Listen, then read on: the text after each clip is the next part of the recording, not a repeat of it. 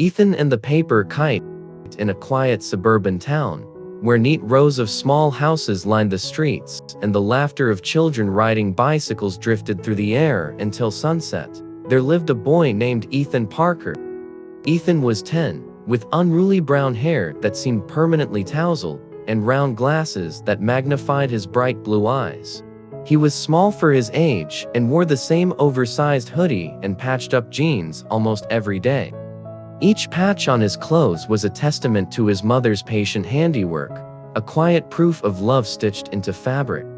Ethan wasn't like most kids in his neighborhood. While others had the latest gadgets and shiny toys, Ethan's treasures were simpler.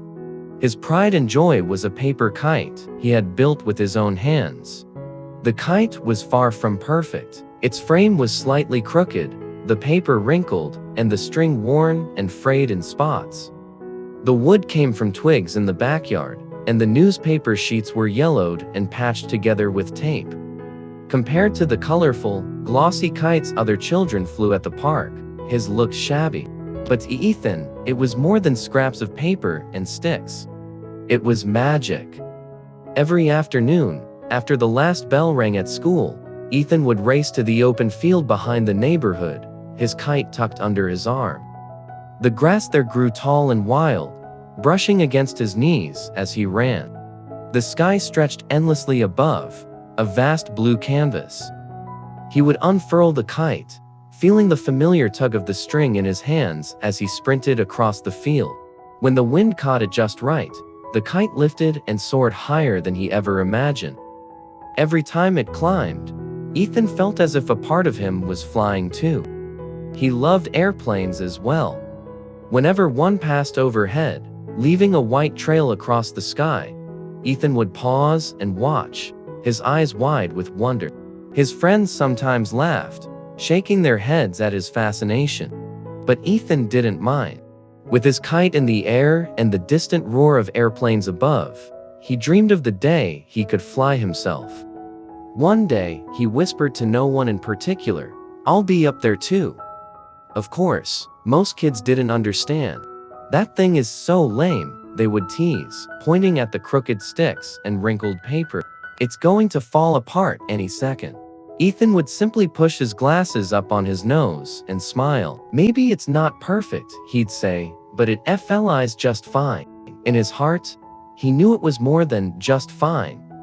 His kite carried more than wind. It carried hope, imagination, and the daring to dream beyond what seemed possible.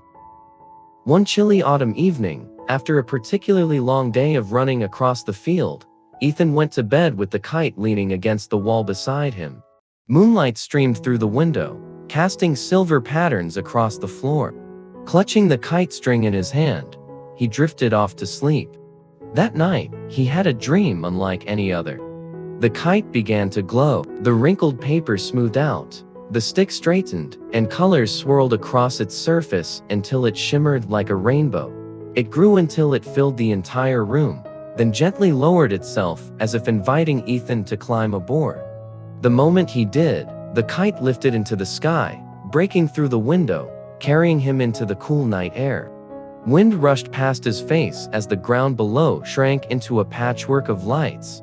Ethan's heart raced. He was flying higher and higher, over forests and rivers, mountains capped with snow, and endless plains. The stars twinkled around him, and the air smelled of freedom. The kite carried him over a glittering city. Skyscrapers stretched to the heavens, and long runways lit up the darkness. Airplanes roared as they took off and landed. To Ethan's delight, some of the pilots waved as he passed by. In that moment, he felt a sense of belonging he had never known. The sky was where he was meant to be. As dawn approached, the city faded, the mountains disappeared, and the kite gently descended, returning Ethan to his room. He awoke to the warm glow of the morning sun, heart still racing. He looked at his old kite leaning against the wall and, for the first time, saw not just scraps of newspaper and wood, but the seed of a dream waiting to grow. "One day," he whispered, smiling, "I won't just dream it, I'll make it real." From that day forward, Ethan threw himself into learning. He spent countless hours at the library, poring over books about airplanes, gliders, and flight mechanics. His notebooks filled with sketches of wings, engines, and blueprints that sometimes made no sense to anyone else but him. His mother would peek into his room, shaking her head with a knowing smile at the endless scribbles. "Still dreaming of flying, huh?" she asked one evening. "Not just dreaming, Mom," Ethan replied, grinning. Planning. School wasn't always easy. Complex math problems and intricate science experiments sometimes left him frustrated. There were nights he wanted to give up. But each time, he thought back to that dream, to the rush of wind against his face, and the feeling of soaring above the clouds. And he pushed forward. Years went by. Ethan grew taller, stronger, and wiser. He faced failures, tests he didn't pass, projects that fell short, and times when money was too tight for extra books. But the vision in his heart never wavered. Eventually, his dedication paid off. Ethan earned a scholarship to study aerospace engineering in a bustling city far from his small town. Surrounded by students who sometimes doubted themselves, he carried a quiet certainty that came from having already flown, at least in his dreams.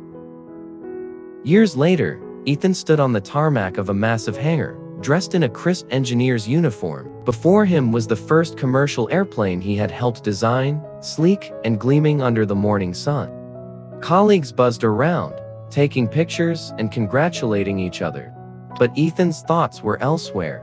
Reaching into his backpack, he pulled out something fragile and familiar: his paper kite.